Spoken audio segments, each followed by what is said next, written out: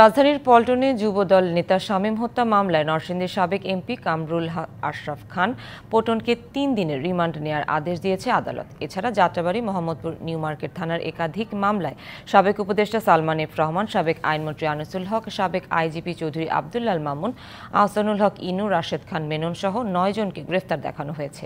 সোমবার সকালে ঢাকার চিফ মেট্রোপলিটন ম্যাজিস্ট্রেট আদালত সাবেক এমপি কামাল আশরাফ খানকে হাজির করে পুলিশ। এরপর তাকে জিজ্ঞাসাবাদের জন্য ১০ দিনের রিমান্ড চাইলে শুনানি শেষে ৩ দিনের রিমান্ড মঞ্জুর করে আদালত।